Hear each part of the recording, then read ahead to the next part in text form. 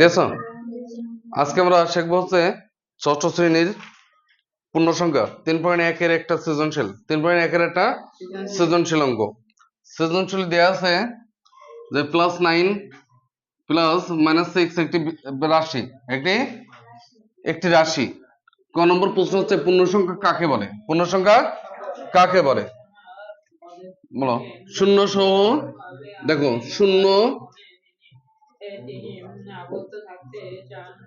শূন্য সহ ধনাত্মক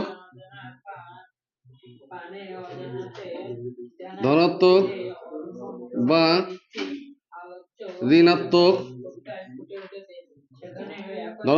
ঋণাত্মক অখণ্ড কি সংখ্যাকে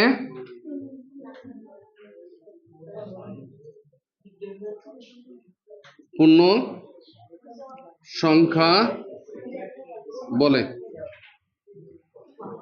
সবাই আমার সাথে বলো দিন। শূন্য সহ ধনাত্মক বা ঋণাত্মক, বলো আমার সাথে সাথে বলো।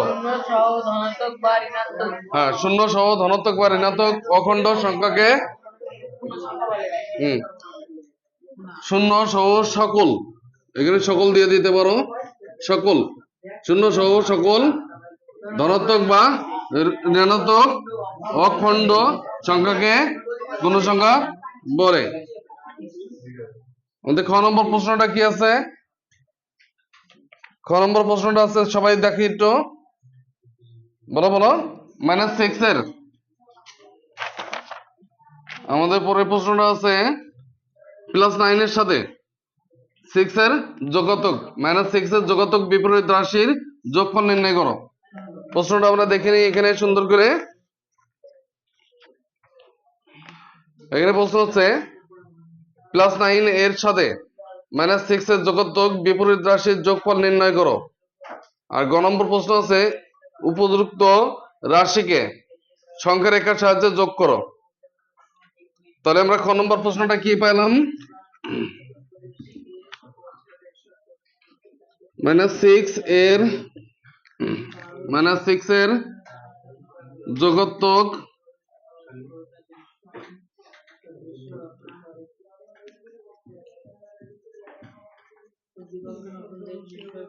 বিপরীত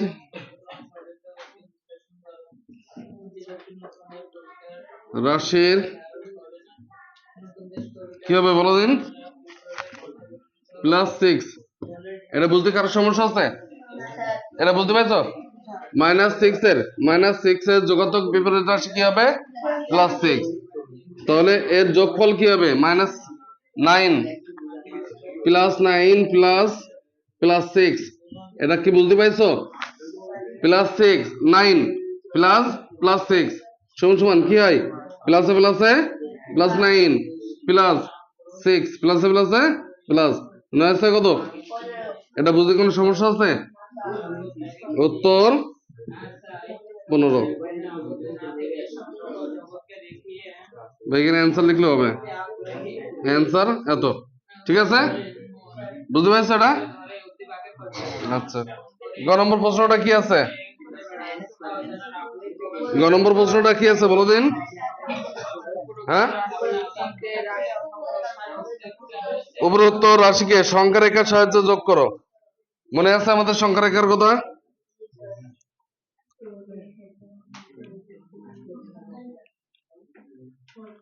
শূন্যবিন্দু 1 2 3 4 5 6 7 8 9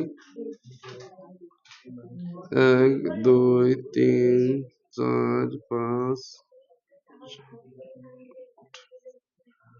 তাহলে এখানে 1 2 3 4 5 6 7 8 9, তাই তো?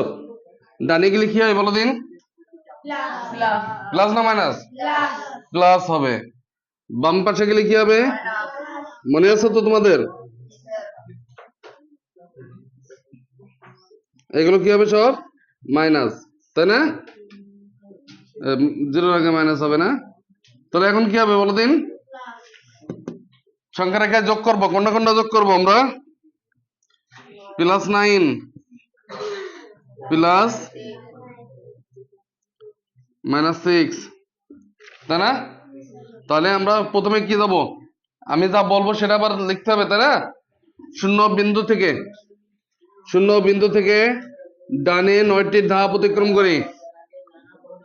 কয়টি ধাপ? 9টি ধাপ অতিক্রম করি, তাই তো? তাহলে কি চিহ্ন পাবো? +9 চিহ্নটা পাবো না আমরা? শূন্য বিন্দু থেকে ডান দিকে 9টি ধাপ অতিক্রম করলে +9 বিন্দুতে পৌঁছাই, তাই তো? এখন কি করবো আমরা?